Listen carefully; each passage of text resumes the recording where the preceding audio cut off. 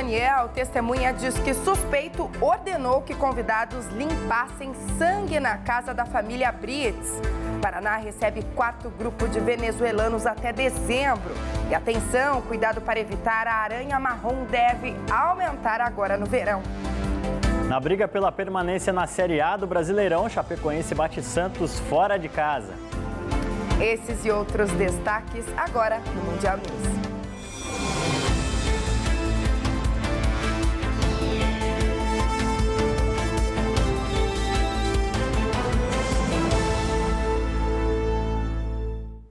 Olá, boa noite para você. Começamos falando sobre o caso Daniel, a jovem de 19 anos que se relacionou com o jogador no aniversário de Alana Brits, disse à Polícia Civil que Edson Brits Júnior, principal suspeito de matar o jogador, ordenou que ela e outros convidados limpassem as manchas de sangue que ficaram pela sala depois das agressões. Ela prestou depoimento ontem na Polícia Civil de São José dos Pinhais e disse ainda que o colchão do casal foi cortado na parte em que havia sangue. Este pedaço foi queimado junto com os documentos do jogador.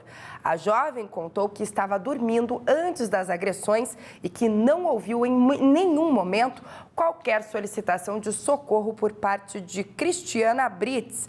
Disse ainda e que em momento algum Cristiana relatou abuso sexual ou estupro por parte de Daniel.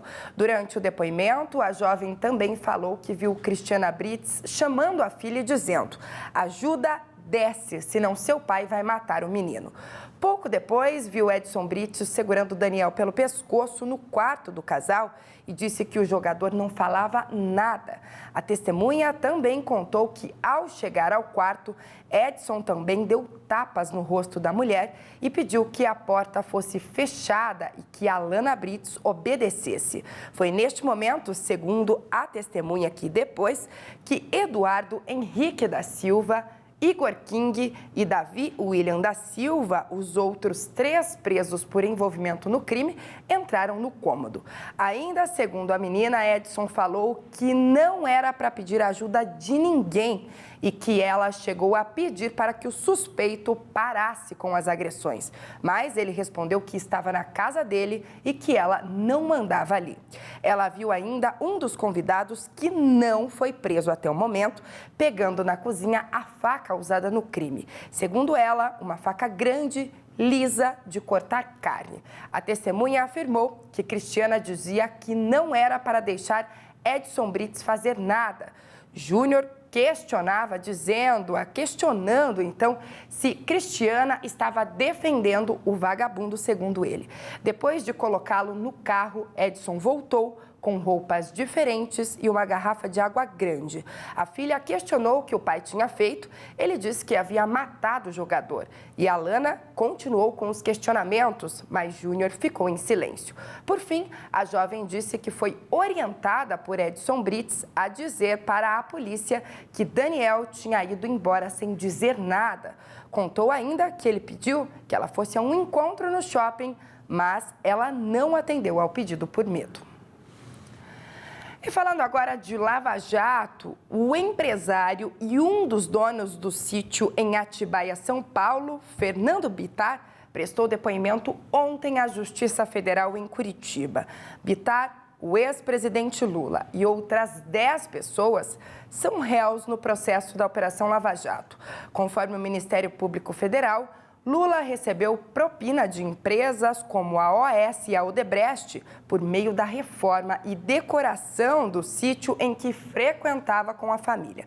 Bittar explicou no interrogatório que em um determinado momento passou a frequentar menos o sítio e que a família de Lula começou a utilizar mais a propriedade, inclusive levando objetos pessoais para o local. Ele disse também que acreditava que o ex-presidente faria o pagamento das obras, mas o Ministério Público Federal afirma que notas fiscais da reforma estão em nome de Bittar, com pagamentos feitos pela OAS e pela Odebrecht, como no caso do empreiteiro Carlos Prado. Amanhã, o ex-presidente é quem presta depoimento à Justiça às 14h. E uma notícia trágica. O ex-prefeito da cidade de Baraúna, na Paraíba, foi morto pelo pai após ser confundido com um assaltante ontem à noite. De acordo com a Polícia Civil, Alisson Azevedo tinha 37 anos e foi até a casa do pai, Adilson Azevedo, também ex-prefeito do município, depois de ser chamado por vizinhos porque uma fumaça estava saindo da casa dele e ninguém conseguia acordá-lo. Alisson correu até a casa do pai e tentou arrombar a porta. Nesse momento, o pai atirou de dentro da casa contra o filho, achando que se tratava de um assalto. Alisson Azevedo foi baleado no peito, chegou a ser levado para o hospital, mas não resistiu e morreu. A fumaça que saía da casa e chamou a atenção dos vizinhos era de uma panela de pressão que estava no fogo. O pai, Adilson Azevedo, prestou depoimento à polícia nesta terça-feira sobre o caso. E mudando de assunto, o Paraná se prepara para receber mais um grupo de venezuelanos vindo de Roraima no final de novembro ou começo de dezembro. E este será o quarto grupo, composto por 102 pessoas. Esses venezuelanos devem encontrar no Estado acolhimento. O Estado, junto à ONU, trabalha para que esses imigrantes realmente recebam acolhimento e, principalmente, para que não sejam discriminados. A xenofobia, que antes era algo mais comum fora do país, hoje acontece com frequência dentro do Brasil e até mesmo lá fora, entre brasileiros. Os recentes acontecimentos de Pacaraíma, cidade de fronteira do estado de Roraima, são exemplo de como a xenofobia vem aumentando em solo brasileiro. Um comerciante alegou ter sido roubado por imigrantes venezuelanos e uma onda de repúdio e preconceito contra os estrangeiros começou a se disseminar na cidade. A xenofobia, como a gente vê que vem acontecendo lá, primeiro é importante explicar como que ela acontece, né? Ela acaba acontecendo porque essas pessoas, elas começam a ter crenças ou informações imprecisas sobre esse determinado grupo que está chegando. Essas crenças e informações muitas vezes traz a ideia de que elas vão mudar um pouco esse ambiente e vão trazer um certo tipo de prejuízo para o dia a dia da população. A consequência da xenofobia é vista na prática por aqueles que auxiliam os imigrantes a conseguir se adaptar ao Brasil. E as reações acabam prejudicando a integração do estrangeiro ao novo país. Por exemplo, você pode perceber que, vamos citar mais o haitiano, você pode ver que você não vê um haitiano andando sozinho na rua. Ele só anda em grupos. Porque um que está falando bem já ajuda os demais que estão ali, né? Mas a gente percebe, quando passa os haitianos, já cansei de observar isso na rua, passa o grupo de haitianos, já tem brasileiro que fala, olha lá, tá vendo? Olha, esse negro vem para cá para roubar o nosso lugar. Outra questão que chama atenção é apontada pelos brasileiros que vivem como estrangeiros. Segundo Itamaraty, aproximadamente 3,5 milhões moram fora do Brasil. Muitos destes dizem que o preconceito vem dos próprios conterrâneos. A recepção da chegada nos Estados Unidos com a minha família foi muito boa. Os americanos, né, o povo americano, ele é muito gentil, muito educado. Então, assim, é um povo muito agradável. E sofrer preconceito aqui, realmente, a gente sofre. O preconceito com o nosso próprio povo, né? O povo brasileiro que já está aqui há muitos anos, e esse povo quer que você realmente passe o que eles passaram antigamente. Então, o preconceito é justamente com o nosso povo brasileiro. O único problema que eu acho fora do Brasil é preconceito que brasileiro tem com brasileiro, entendeu? Porque os australianos me recepcionaram muito bem. Fui muito bem acolhido, muito bem recebido. Tanto que teve uma época ainda na Itália que eu estava bem triste, estava ansiedade, fora de casa, saudade de família, saudade das pessoas, etc. E eu fiquei bem ruim. E nesse tempo acabei encontrando um trabalho ainda na Itália como babysitter. E foi a melhor coisa que eu fiz da minha vida, porque aquela família me acolheu, aquela família meio que me adotou assim. E somos super, assim, é um tratamento de família mesmo. Graças a Deus nunca tive nenhum problema de xenofobia aqui. Assim, eu acho que a maior dificuldade mesmo do estrangeiro é colocar na cabeça dele que ele tem que se inserir na cultura do país em que ele escolheu viver. Não é que o preconceito existe só entre os brasileiros. Quero deixar bem claro isso. O preconceito existe para todos os estrangeiros, de todas as nações. Este tipo de comportamento é explicado pelos psicólogos como algo comum quando há uma mudança no ambiente. Por isso, mesmo os brasileiros que estão em outros países podem passar a tomar atitudes renegando o seu próprio povo. Mas a questão pode se tornar um problema ainda maior. Aquela pessoa que tem medo das pessoas que vêm, elas podem ter reações internas intensas, medo, desconfiança, e às vezes elas podem ficar se retraindo, se isolando. Por outro lado, tem um grupo de xenofóbicos que eles podem se tornar hostis e agressivos, né? Então, e eles começam a externalizar esse medo com agressividade. Essas duas questões não ajudam, né? Porque esse pessoal que vem de fora, eles vêm de um país que está pobre, numa região muito mais pobre do que aquela, em busca de uma qualidade de vida melhor. Chegando ali, eles vão ter que se adaptar. E se adaptando, eles precisam conhecer a língua, conhecer os costumes e ter o acolhimento da população. Se a população não fizer isso, eles criam também um outro problema, que é esses imigrantes começam a também sofrer danos emocionais com isso. Elas também vão ter crise de ansiedade, depressão e até mesmo pode ter grupos de contra-controle. O que é isso? Eles podem formar grupos de agressivos para tentar sobreviver naquele ambiente, né? Então, xenofobia não ajuda em nenhum dos lados. No Brasil, o número de imigrantes cresceu 160% nos últimos 10 anos. Este aumento tem relação com as guerras e problemas políticos nos países mundo afora. Os haitianos, por exemplo, já são maioria. E o desejo é um só, a busca por uma vida melhor. Aqui do Brasil também, eu estou estudando lá do Colégio Santa Rosa, entendeu? Depois terminou, eu vou conseguir, não sei se vai conseguir. Eu fui lá na universidade. Eu tenho o sonho. Teu sonho é fazer a universidade, mas qual curso você quer fazer? Eu quero de engenharia civil. E depois do intervalo é hora de falar de esporte, os detalhes da vitória da Chapecoense sobre o Santos pelo Campeonato Brasileiro ontem. Já, já.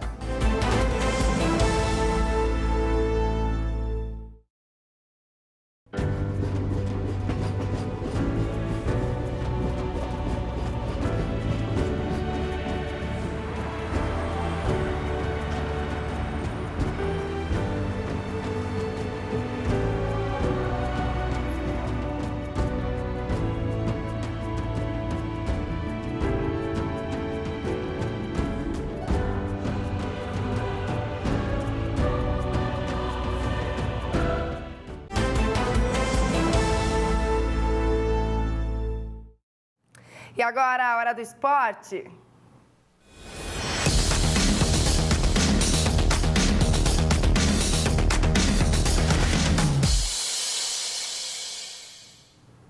Vamos começar então falando da vitória da Chapecoense sobre o Santos ontem. Marcos de Pato, uma boa noite. Passo a bola para você.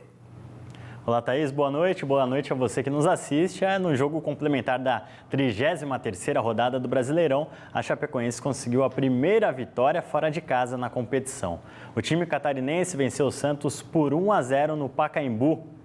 Leandro Pereira aproveitou a cobrança de escanteio para marcar o gol da vitória da Chape aos 28 minutos do primeiro tempo. Vamos ver então como ficou a tabela de classificação com o fim da 33ª rodada do Brasileirão. O Palmeiras segue na liderança isolada com 67 pontos, seguido do Internacional com 62. O Flamengo veio na sequência com 60 pontos, seguido do Grêmio com 58, mesma pontuação do quinto colocado São Paulo. Na sexta colocação veio o Atlético Mineiro com 47 pontos, fechando ali a zona da pré-Libertadores, que são os 6 primeiros colocados. O Atlético Paranaense, o Santos e o Cruzeiro vem com 46 pontos logo na sequência. Lá na zona de rebaixamento está a Chapecoense, que mesmo com a vitória de ontem, segue ali na 17ª colocação. O Vitória é o 18º colocado com 35, o América vem em seguida com 34 pontos e o Paraná já rebaixado com 21 pontos. E o Brasileirão volta amanhã com mais 6 partidas válidas pela 34ª rodada. E alguns times vão ter desfalques por conta de convocações para as seleções nacionais.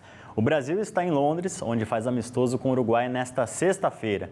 E apesar de não valer por competição, a partida tem o peso de preparação para o time que deve representar o país na Copa América no ano que vem, aqui no Brasil. E o goleiro Alisson falou sobre essa preparação. Vejam só.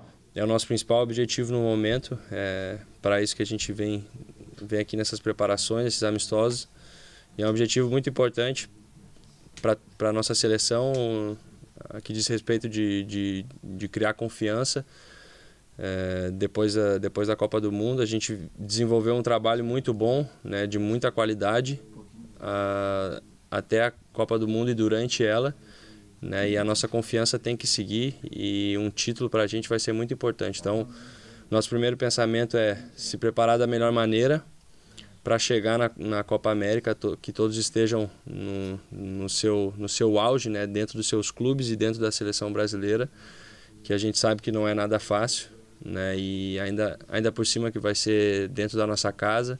Então é importante para a gente também dar essa alegria para o nosso torcedor. Do campo, agora a gente vai para as notícias da quadra. Estão definidas as partidas da semifinal da Liga Nacional de Futsal. Uma delas vai ser entre Atlântico Erechim e Marechal Rondon. Os paranaenses ficaram com a vaga depois da vitória por 2-0 contra o Carlos Barbosa no jogo de volta. Na primeira partida, as duas equipes tinham ficado no empate em 2-2. Já a equipe gaúcha se classificou depois de vencer o Minas por 3-2 no jogo de volta. O primeiro confronto entre os dois times terminou empatado em 3-3.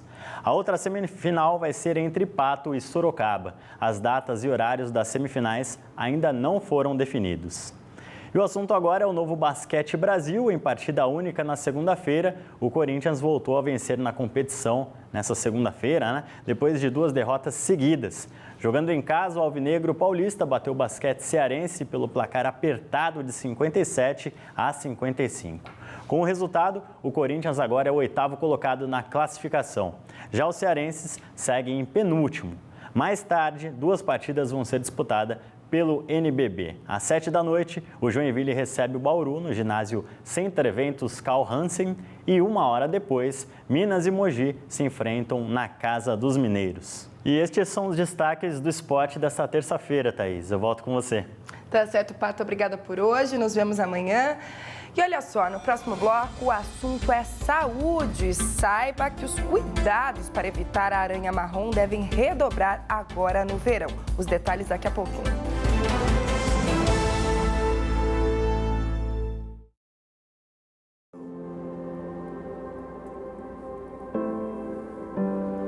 Tenha esperança. E o Deus da esperança vos encha de todo gozo e paz no vosso crer, para que sejais ricos de esperança no poder do Espírito Santo.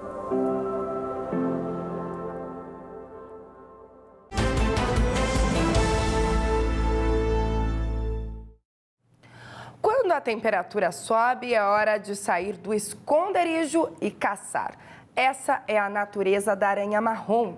E nos meses mais quentes do ano, como no verão, fugir do contato com este tipo de animal é um cuidado essencial. Estamos nos aproximando do verão e com ele a temperatura sobe e alguns animais aproveitam para dar as caras. Caso da aranha marrom. Segundo um levantamento feito pelo Ministério da Saúde em 2017, foram registrados 32.859 casos de acidentes envolvendo aranhas. A maior parte deles, quase 19 mil, somente na região sul do país. As aranhas, assim como todos os outros animais, eles possuem maior atividade quanto maior a temperatura. Nesse momento em que aumenta a procura por alimentos, é o momento em que ocorre a reprodução.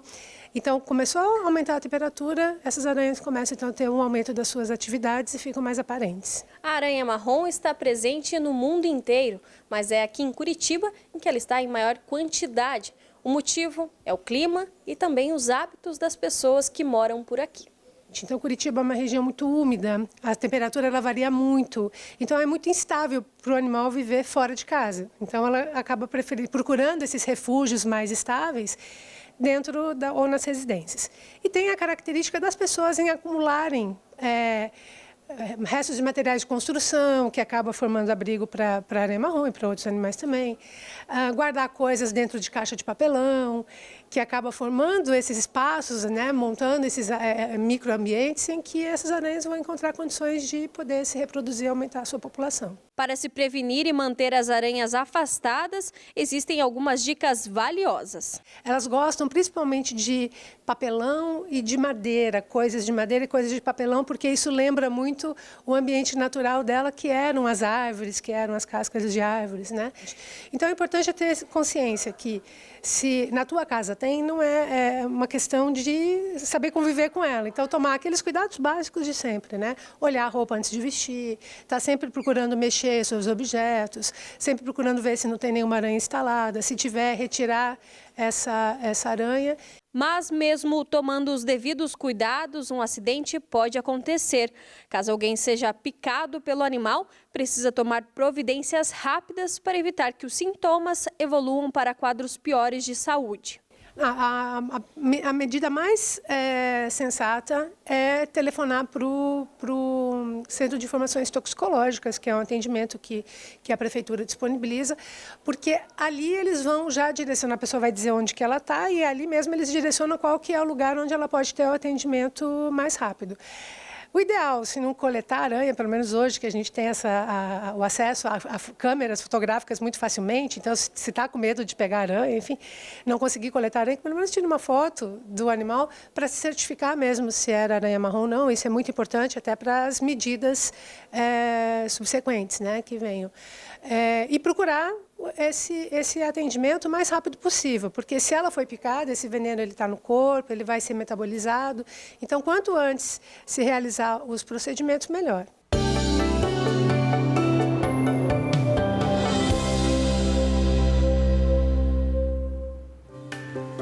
Na quarta-feira, a frente fria mantém o tempo nublado e com chuva de moderada a forte intensidade no centro, norte, noroeste e leste do Rio Grande do Sul por toda a manhã. A partir da tarde, a chuva já começa a reduzir de intensidade e no fim do dia o tempo já se encontra mais firme. Já no oeste de Santa Catarina e do Paraná, a chuva forte é prevista ao longo da manhã e se espalha para as demais regiões desses estados na parte da tarde, porém com menor intensidade. Vamos às temperaturas: mínima de 19 na capital gaúcha amanhã, de 22 em Florianópolis, Santa Catarina. Curitiba, mínima também parecida com Porto Alegre, de 18 graus. Amanhã, São Paulo tem mínima de 21 e máxima de 32, temperatura alta prevista para a capital paulista. 31 em Campo Grande, no Mato Grosso do Sul, 36 no Rio de Janeiro e 31 também em Curitiba. E o Mundial News desta terça-feira fica por aqui. Uma ótima noite para você. Eu te espero amanhã no mesmo horário. Até lá!